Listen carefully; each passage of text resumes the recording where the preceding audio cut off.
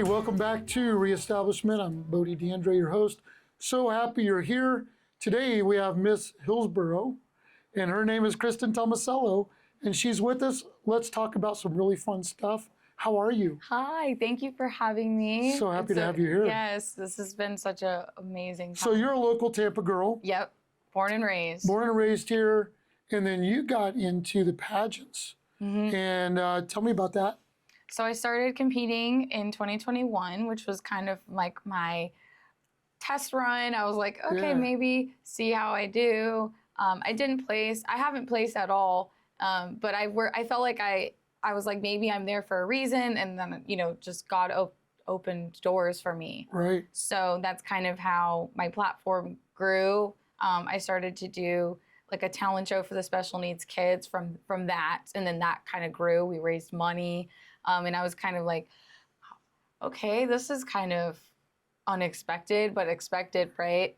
So then it kind of grew into growing my prom that I do for the special needs kids. So now it's my third year doing it, and I'm like, I still can't believe like that kind of led me to do it, because I had the courage that I didn't have before. Yeah, that makes sense. You know, you lose all that weight, you really focus on yourself, your mental, your physical, your spiritual side of things, and then you put yourself out there on stage, and then you're like, oh, I can do anything, right? So that's kind of how. Here's what's so cool about you, looking at your resume. My resume. That everyone's helped me build. I don't take any credit for anything. So I know, but for your age, most people your age have just found out their one thing that they can do, and you've got like 10 things that you're doing, and that is so cool, because that's what I do, and that's what I've done in my life.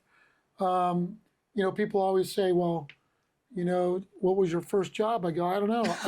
I always started with 2 jobs, and I've been running multiple jobs my entire life.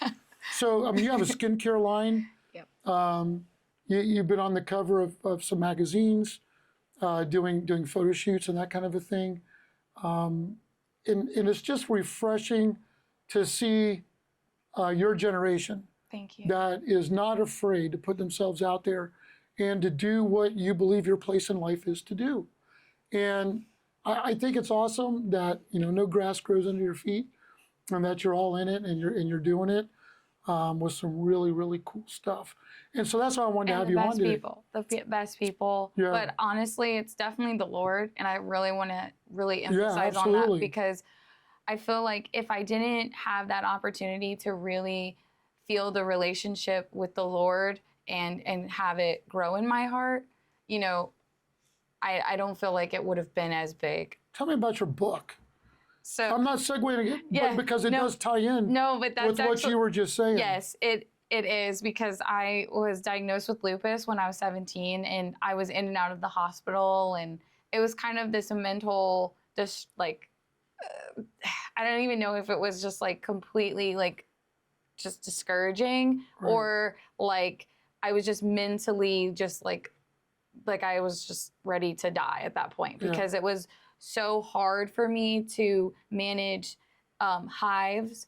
My kidneys were not functioning right. My intestines were not. So I was like having spasms. I was on like steroids, anti-anxiety medication. What else did they put me on? It was stomach medication too. I was on allergy medication. I mean, you name it, I was on it. And it was like, I felt like there was no way that I could mentally get past that. And I kept trying to figure it out myself. So, you know, I had my moments in my teenager years where I was kind of walked away from the Lord, and I didn't, you know, seek Him first, even though I did as a young girl, because I've been fundraising since I was 12 and been in the community. So it's like, I just felt like there's no hope.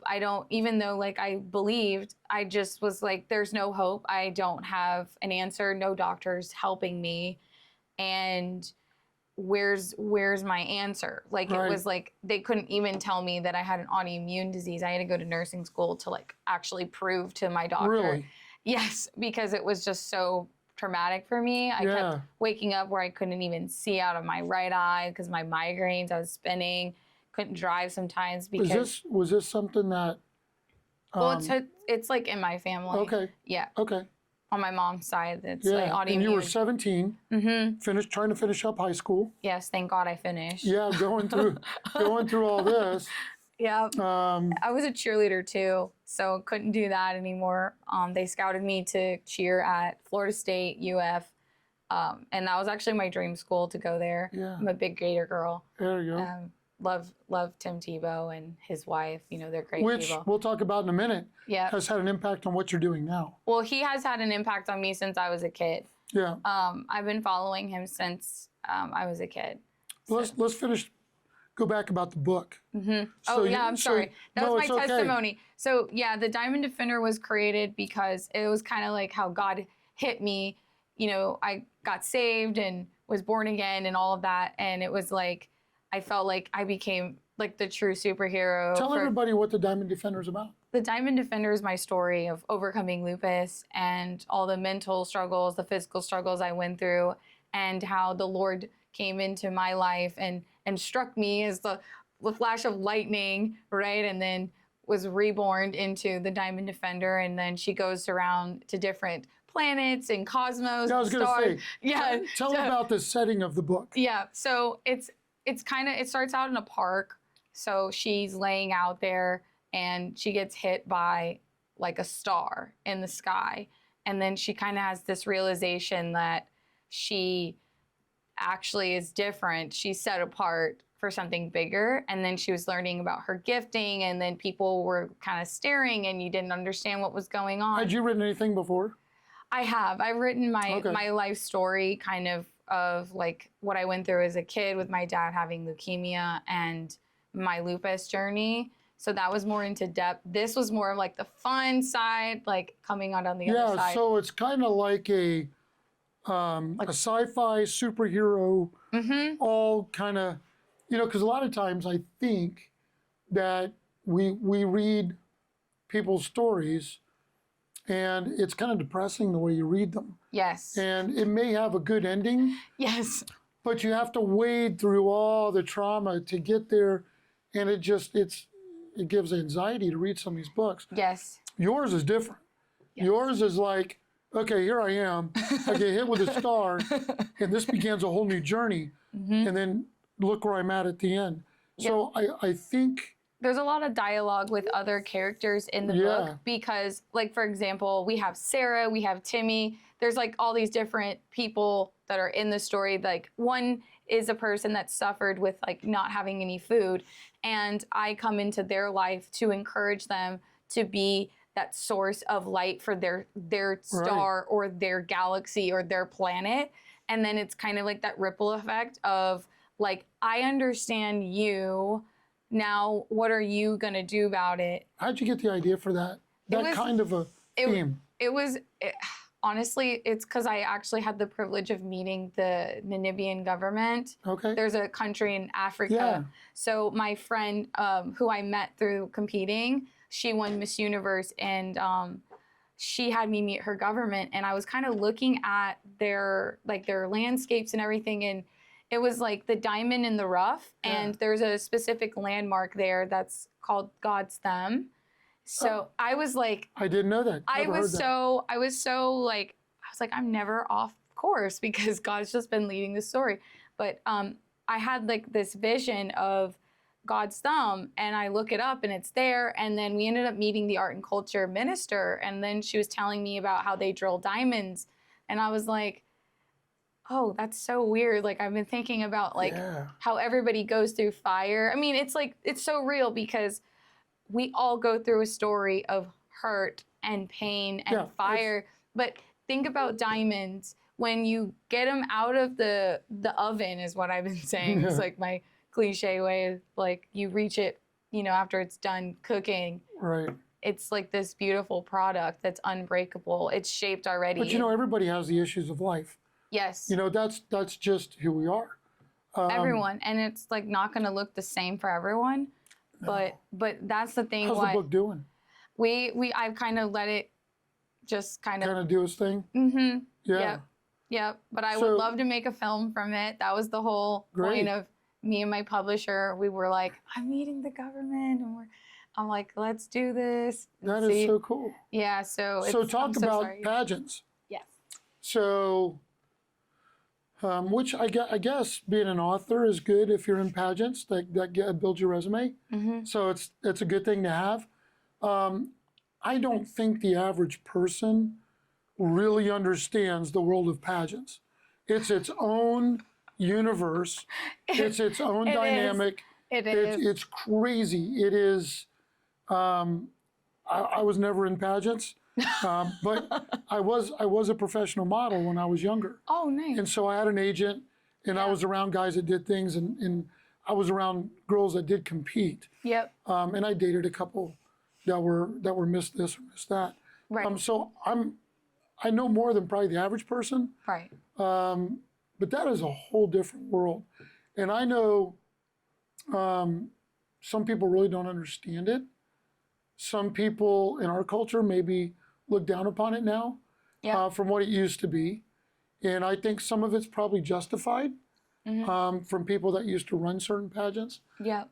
However, if you boil it down to what it is, I think it's a good thing for a lot of people. I do too. I think it showcases what people can be, Yes. what they can become. I think it's a good projection if you have the right People. people leading it and as a part of it to be role models for younger people. Yes. That has pretty much stayed constant. You got bad apples all the way through, but tell people a little bit about pageantry and what you have to go through, what it's like. Well, this past year has definitely been my favorite year competing because I've developed such a beautiful team. You know, as much as I, love the Lord and everything, and I lead with that, I have felt so much love in a non-faith environment. Yeah. That entire village has just really poured into me through and through, reminding me that, like I've been seen since the beginning, even though that world wasn't for me, because if it was, I would have advanced. Right. Right. But I think God had my team already laid out for me, Yeah. and I got to meet some of your staff as well, a part of it. So And we're going to talk about some cool stuff we're doing. yes. So, it's just, I wouldn't have, Has it opened up opportunities for you? yeah, it did. And that's the thing. I think Are you that, going to do another one? no, You're done? I can't You're actually. retiring? I actually can't now because I have it's a conflict of interest now. Gotcha. So, yep. Okay. So I can't. So you're putting that behind you. Yep. But you're the reigning Miss Hillsborough until the end of the year. Yep. Okay. And they put you out to all these events? Well, it's kind of more of me now because I am now really trying to launch the foundation and get my events going. And, So let's talk about that. Let's segue. So talk about your foundation. I bet a lot of people don't even know how to set one up. Like starting a foundation, you have to have an attorney and get things going and do it correctly. well, if I listen, he's a blessing. Yeah, So, some of my staff. Yes. Yep. CTN staff has definitely been a blessing. Made sure that I had a team when I first met your staff. Yeah. It was like, Kristin, it's no more being a lone wolf anymore. It's time to really buckle down and get things organized. So obviously I have an attorney. I pretty much have everything I need now. Great. So what are we doing? Where are we at? we're 501c3. So we're And stated. what's the focus? I'm so sorry. No, it's okay. Sorry. We focus strictly on the special needs community. But we do art and music. So, because I've been playing the piano since I was 8. Wow. Very cool. So, and I'm an artist. I love painting. But I also have sang in church, did worship, and I've also sang in the choir. Okay. And then I also was, I was in the choir at church as well. Nice. So not just for like grade school and like middle school and high school, I was also in the choir there. But that was my favorite. My favorite time was really, really seeing those kids like paint canvases with me, and that was kind of like this unique program that I started. What's your goal? My goal is to have a facility for them, an art facility, so that they can actually come there and do art and healing and music, and then whether we even incorporate some like AI, like AI type of therapeutic technology. I would love to do stuff like that. Because we're getting ready to shoot a music video. I know that we're excited about. Yep. And this is going to be coming up your 3rd annual. Is that what it is? Yep. Tell us about that. So our 3rd annual prom is called the Night to Remember. And we started that in 2023 at the Specially Fit Barn in Dover. Cool. Is with the animals. I'm like all into this healing and animals and art. And then last year we did at the zoo. So we had the last hour where the kids were able to go into the zoo and meet the animals, but it was like 3 hours. So we had dancing and fun. And then we had like a nice spread of like cheese and hors d'oeuvres and all that. I was like, I didn't even eat any of that. I was so focused on like making sure everything's okay. I'm like, that food looks so good. I was like, and I made sure it was like Italian. I'm like, chicken parm skewers. But then from one Italian to another, you got to have it. Yes, yes. Now this year. How many do you think you're going to have this year? What are you looking at? I'm thinking last year we had 450 registered. And I've barely done any marketing. So it's all word of mouth. We already have guaranteed the same the first year. So 150 is already like committed. Right. But last year we had about 300 register like the week before. So I'm anticipating 500. That's my gut. So where do you go? Do you do more than one a year if this thing keeps growing? No, I'm only doing one a year. You're going to limit it? Yep, because then when we have a facility, then we can just do monthly socials. Gotcha. Because I think it's like we need to get them excited, get dressed up. If it's all the time, it's not as special. Yes. Yeah. And then we have the whole limousine. That's the vibe I'm trying to go for this year, like giving that regal Hollywood. That's awesome. Because then when we showcase the music video there you go. So I'm a dad to a special needs. He's going to be in the music video. I'm excited. And, being in the world of special needs people, from infants all the way through adults. Yep. One of our close friends, her brother is 55-ish. Yep, he can come. And so watching him grow from when I was a little kid, watching him grow up and seeing how they develop and what they do. And they're very special in their own way, just as everybody is unique. Their talents are unique as well. Yep. And I think society has become more acceptance. Yes. On the Western Hemisphere. Like other places and other parts of the world are not. We have become more not only accepted, but accepted in their abilities and what they can give back to society. And I think that's important. It is. Most of them have a superpower.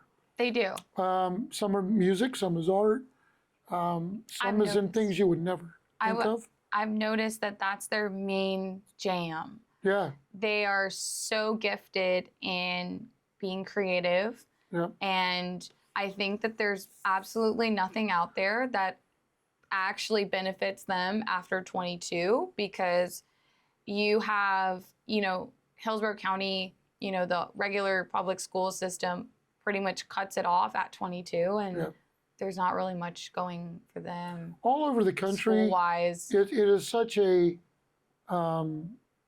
hodgepodge of what different communities do or have done, that there is really no standard.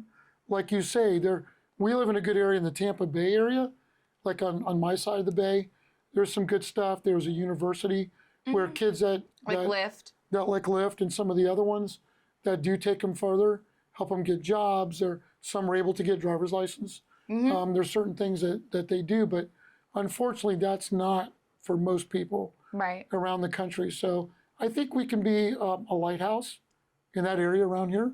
I think so too. And I think it's really good. And the other thing special needs do very well, most, not all, is they can read a room. They have a discernment. Gifted. They're so gifted. They are gifted in discernment.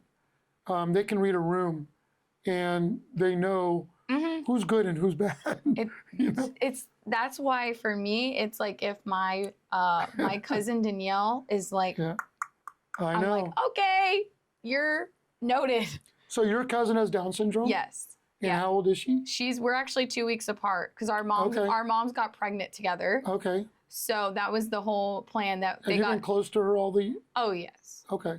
Oh yes. We used to have like. Does she have a position in your foundation? Actually, she little comes to bit? my like stuff, but I haven't really made her official and I ambassador. think we should. We should think about it. I feel like she hasn't really like. I don't know Not how. ready yet? I don't know how I'm like still feeling that one out where Okay. I'm like I have Kelly that's kind of like my main girl for ambassador type Yeah. of stuff. She's a global ambassador for Best Buddies and she Okay. loves anything with a camera. Very cool. She's ready for it. Danielle's kind of like when she did my the exceptional evening where she did her sign language to a song. She was so cute up there, and I'm like, she's just kind of like goes with the flow. I know. She's not really like one for like the camera. But you know what? They all have a capacity to love Yes. Oh my that gosh. almost every human can take She. a lesson from. Let me tell you, when I was with them over the weekend, and she's like, Kristin, oh my gosh, and everyone's like, it's like the walls shake. So and they don't care. No. That's a great thing. You know, we put on airs because we want everybody to like us.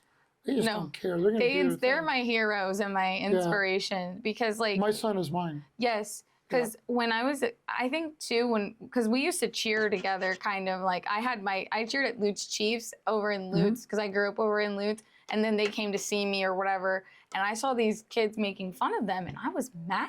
Yeah. And my mom looks at me and she's like, you're not gonna say something to them and I was like I might because I've seen bullying, I've seen people be bullied because of their disability and I absolutely just it infuriates me because but I don't see it as much as we did years ago. No, but this was when I was in high better. school. When I was in high school, because I graduated 2015 in Steinbrenner. It's gotten better. It has gotten so much better. Kids are more accepting because it's more mainstream, I think, now. It is now. With these kids. Thank God. My wife tells our son quite a bit, thank you for choosing me to be your mom. So I think that's special, So we're looking forward to partnering with you and what we can do. Tell people how they can contact you. You can go on the KristinTomaselloFoundation.org. Okay. And you can read up all about what we're doing and the links and everything like that. Contact me. My email's on there and the cell phone number. Can they buy your book there? You can't. You have to go to Amazon to buy it. Okay, so it's on Amazon. Yeah, the Diamond Defender book is on Amazon under Kristin and Tomasello because I incorporated my middle name. Okay. But I'm very grateful for, I'm going to cry. Don't cry. It's okay. No, I'm very grateful. So, good. Yeah, and you should be, and I'm proud of you. Thank you so much. All the stuff that you're doing and have done. Thank you. I think that you're getting ready to launch into some really cool stuff. Thank you. And if we can help you and be part of that, we definitely want to do that. Thank you so much. But I really want to emphasize the people around me because really, there you go. They're so good to me and I'm very blessed. Thank you for being here today. Yeah, I feel very blessed. Hey, and we thank you. Like without you guys, we wouldn't even have a podcast.